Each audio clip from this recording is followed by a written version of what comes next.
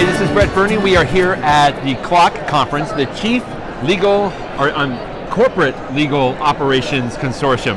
I am here with Bill Piwonka from Exterro. Now, Bill, it's great to see you. I have seen Exterro at probably many conferences, the ILTA conferences, the ACC. You guys are at the Legal Tech. How does a CLOC conference compare to that, to some of the others? I mean, this is legal operations. This is a little bit of a different angle than like a technology conference specifically, if you would agree with that. What's your impression of the CLOC conference and coming to this? Because you guys have been doing this for a long time. You've seen a lot. We have, and I think this shows a real maturation in terms of how organizations and companies are managing legal department. Like if you think about an enterprise, we've had business process re-engineering, business process optimization applied to every single part of the organization. Right.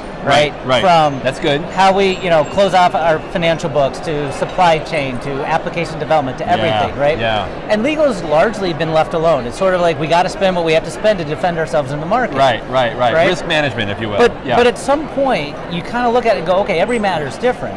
But the things that we do to address those matters are the same. So if you change your viewpoint and start thinking of eDiscovery or litigation as a business process, you now can start looking at it operationally, where you can think of it as something that you can manage, measure, and optimize, right? And you've seen, the C-suite putting a lot of pressure on the legal department to say, you've got to cut your costs, you've got to get more efficient. And the way to do that is via process optimization and project management. So you're seeing the legal department operations function coming into play. So, this is the third year of CLOC. It's it was twice as big last year as the year before. It's twice as big this year. Even bigger this year.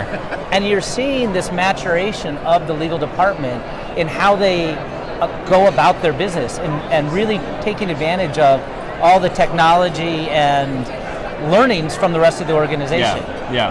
So more specifically with Exterro, because I've known your products for a long time and it's great.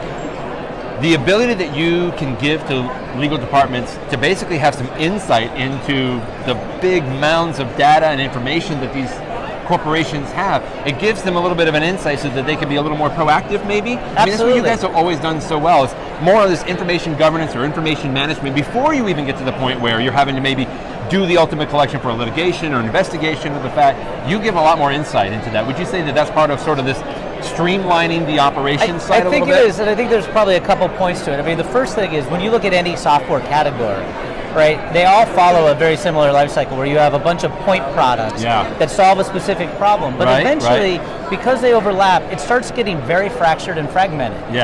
So you think about eDiscovery, you've got one litigation hold tool, and then after that, then you use one or more tools to collect, and then you take that and you upload it to a processing engine or two. Then you take that and you upload it to a review, and it takes so much time, and there's risk because there are different software vendors and things break down, or there's communication issues. And then the outside counsel and service providers. Exactly, all the and there's data everywhere. And what our clients are telling us is they want a seamless process where all the tasks and activities are unified across this, So one thing flows automatically to the other, and all the tasks and activities are coordinated via automated workflows and project management. So you start tying it all together. Very nice. And when you do, then you can start getting the visibility and predictability. You can start budgeting better. You can start answering the question when your GC comes in and says, where are we in matter X? You don't have to make a phone call or send an email to ask your service provider. You just look at your dashboard and go, oh, I get it. Therein lies two magic words, the budgeting and the predictability of the costs and expenses that go in. The fact that you give folks through Exterro and the various tools that you have, it's sort of that dashboard, as you mentioned there, the fact that they can get in there and they have the confidence that they can go back now to the business unit or wherever they need to go, the compliance aspect, and they have a lot more confidence in able to say, this is what we've spent, this is where we're going, this is what we don't necessarily have the issues involved there. In other words, it's the predictability from the budget component there. Absolutely. I'm sure you hear that from your customers a lot. We do, absolutely. And the other thing that they really like is with our technology, we can actually identify potentially responsive data in place and let them review it in place. So you think about the EDRM and winnowing down all that data.